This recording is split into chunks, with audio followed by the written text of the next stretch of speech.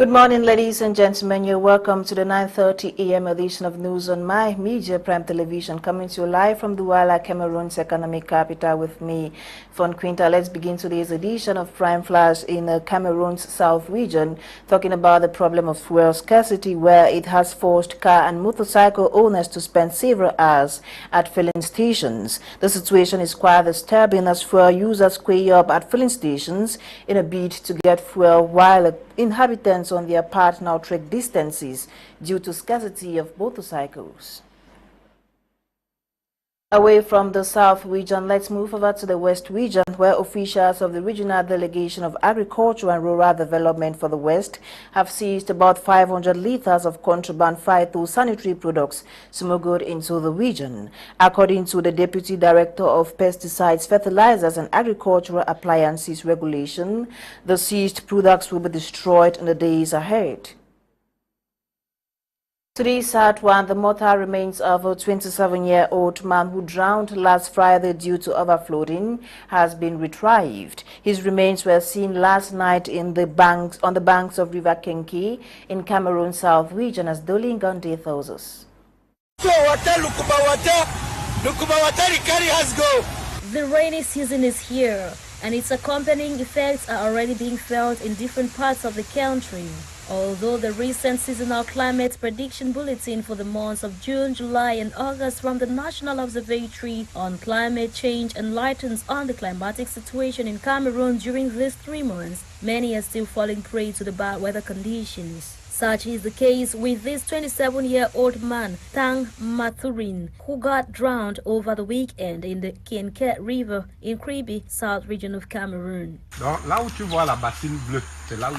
Atiama Juvett is a younger brother to the deceased, who says they had been returning from the farm after a heavy downpour, which caused the river to overflow its banks. In a bid to transport his family members onto the other side of the river, the 27-year-old Tang, who stood as a rescue man, would only end up dead.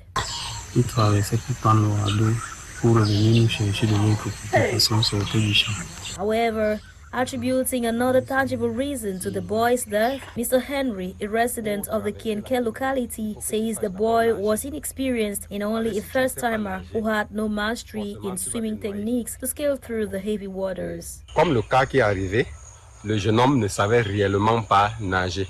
C'était sa première fois de vouloir faire preuve de nage. The river, which separates the Dombe village into two, is also without a bridge in years, as Tang's death only adds up to the many which have been recorded numerously in this river. While the government is yet to react towards this plea, the people of this locality are ever more encouraged to remain prudent and vigilant, as they have only local canoes to enable them get to their farms.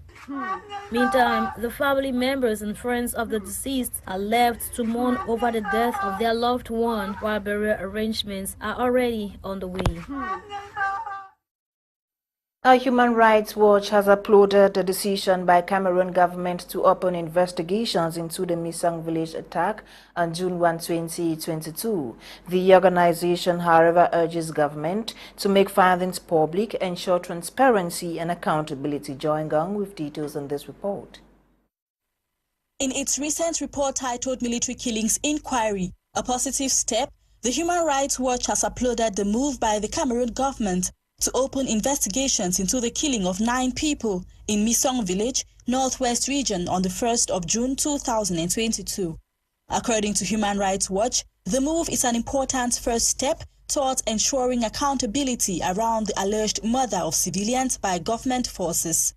After military spokesperson Colonel Cyril Sech Atonfak formally acknowledged military responsibility for the Misong killings, revealing that 4 soldiers had already been arrested, Human Rights Watch senior researcher for Central Africa, Ilaria Allegrozi, affirmed that it was a crucial step towards justice in the 2 English-speaking regions.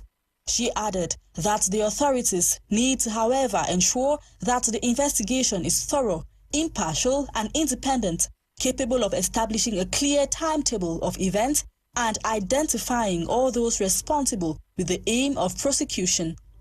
Human Rights Watch claims to have eyewitness reports as well as photo and video evidence of the Misong village killings, which they have shared with Cameroonian authorities. As stated by Human Rights Watch, the attack in Misong is but one of the many cases of human rights violations by armed forces in the Anglophone region since 2016, citing in particular the Ngabu massacre in the Northwest region on the 14th of February 2020. Ilaria Allegrozi stated that this recent strategy by the government to go public about killings hopefully indicates an end to denying and hiding the truth surrounding serious human rights abuses. She urged authorities to report the progress of the investigations and make findings public. The 2022-2023 roadmap of the Presidential Plan for the Reconstruction and Development of the Northwest and Southwest regions of Cameroon has been under examination. During the fourth session of the steering committee at the PM's office, it was revealed that a lot has already been done 18 months after the initiative kicked off. Catherine Ikongwe tells us more. So far, the reconstruction plan has mobilized 11 billion francs CFA, with the government of Cameroon providing 75%, Japan offered 1.5 billion francs CFA, and plans to step up its financial contribution by 900 million to 2.4 billion francs CFA. National Coordinator Paul Tanzong indicated at the fourth steering committee meeting of the Presidential Plan for the Reconstruction and Development of the Northwest and Southwest region of Cameroon. From a different perspective. Our last study of the socio-economic situation of the two regions brings to light some very interesting statistics which you may want to know. From the perspective of the economy, we looked at the economy from production. We looked at it from public finances. We looked at it from international trade, particularly with Nigeria, our neighbor to the west.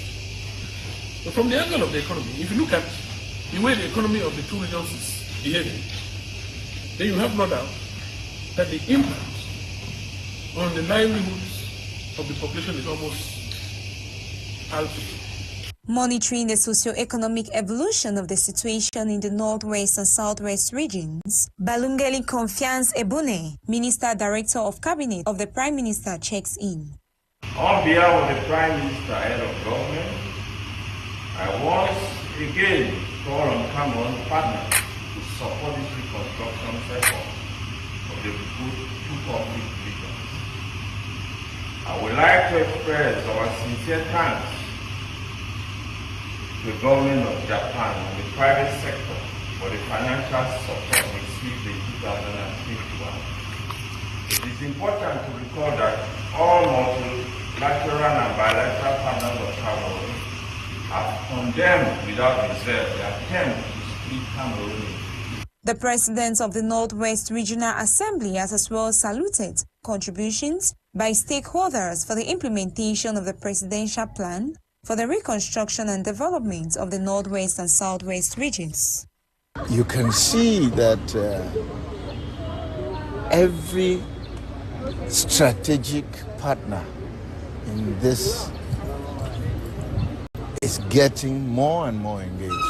First and foremost, the suffering populations, because they identify and communicate their needs.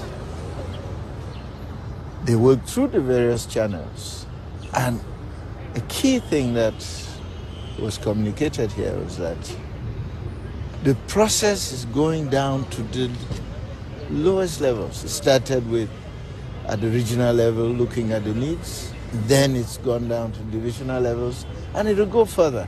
The Northwest and Southwest region of Cameroon have been witnessing the Anglophone crisis for over 6 years now, and this has thus slowed down development in this area.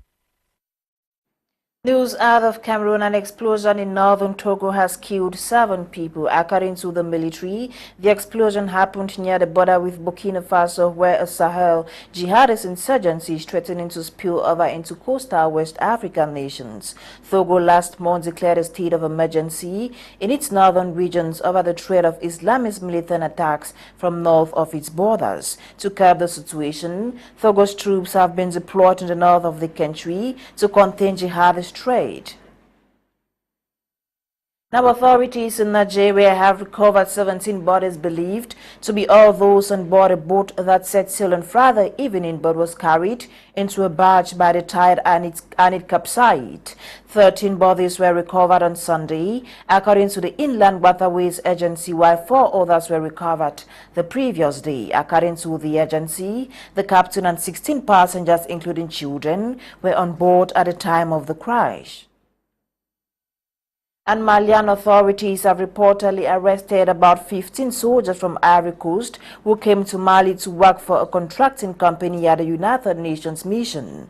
The government made the announcement on Monday, calling the Ivorian soldiers mercenary, in a move that could raise tension between the 2 West African countries. 2 aircraft arrived at Mali's international airport with the 49 soldiers with their weapons and ammunition of war as well as other military equipment. UN mission spokesman, however, said these Ivorian soldiers are not part of the MINUSMA contingent but have been deployed as part of logistical support on behalf of one of their contingents.